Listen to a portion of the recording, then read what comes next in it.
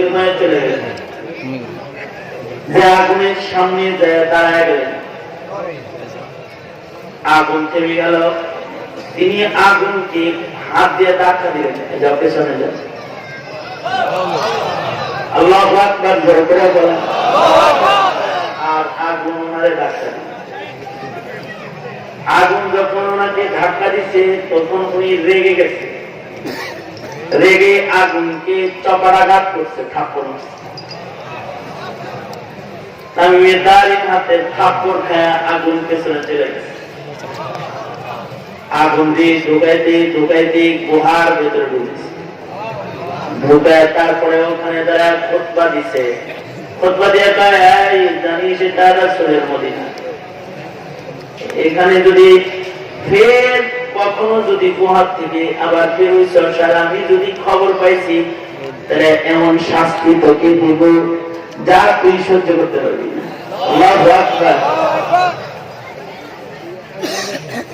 আগুনকে প্রহার করতেছে, আগুনকে হুমকি দিতেছে।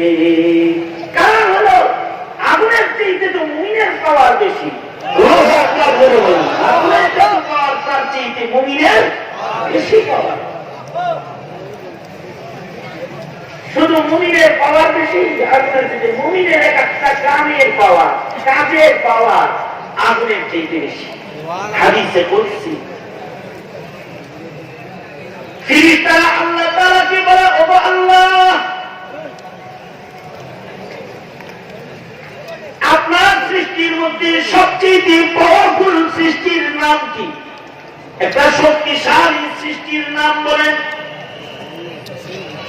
আল্লাহ তাআলা মালায়েকাদেরকে বললেন, আমার সৃষ্টির ভিতরে শক্তিশালী একটা সৃষ্টির নাম হলো পাহাড়। পাহাড় দিয়া জমিনের ফেরা ফেরা রাখছি, শক্তিশালী জমিনের নড়াচড়া বন্ধ করে দিচ্ছে। মানুষ বেগুন ঢেলি যান সম্ভব পাহাড়ের দিকেও শক্তিশালী কেউ আছে, অনুমান লোক আছে নিয়ম। আল্লাহ বললেন পাহাড়ের দিকেও শক্তিশালী হলো লোহা। দেখো না লোহা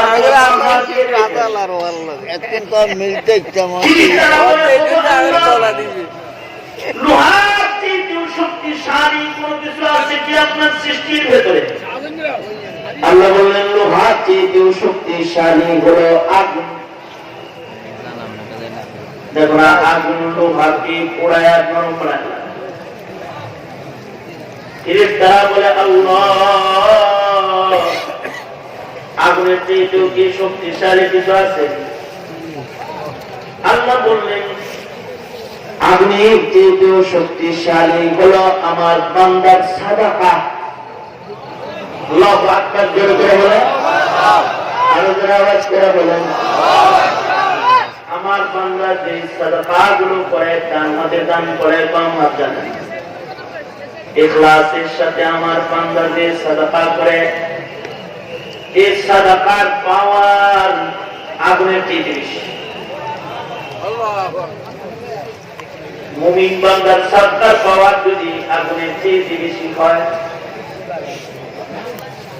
মুমিন বান্দার চোখের পানির পাওয়ার যদি আগুনের চেয়ে বেশি হয়, আল্লাহর রাসূল বলেন মুমিন বান্দা যারা আপনার ভয়ে চোখের পানি ফেলে, এবার মাহফিল করতে সবাই একরকম শ্রোতা না, কিছু কিছু শ্রোতা আছে যাদের চোখের পানি গড়ায় পড়ে যায় আল্লাহর ভয়ে, আল্লাহর মহব্বতের অশ্রু ছড়ায়। তাদের চোখের পানির অনেক পাওয়ার, তাদের চোখের পানি দোজখের আগুনে ছিটায় দিলে দোজখ পিছনে হটে যাবে, দোজখের আগুন নিভে যাবে। কারণ এই চোখের পানি আগুনে পড়লে আগুন নিভে যাবে। আল্লাহু আকবার। এই কারণে আল্লাহর রাসূল বলেন কাবা তোমরা বেশি ওয়ালা তুতিহি হাতবা না, কাবা বেশি হাতবা কম। আমাদের বুজুর্গরা হালকা জিকির ওয়াজ মাহফিলের আয়োজন করে মানুষের কান্দাইছে, কান্না শিখাইছে। কারণ কান্নার অনেক দাম, চোখের পানির অনেক দাম, চোখের পানি প্রজেক্টের আগুন নিভায়। আল্লাহু আকবার।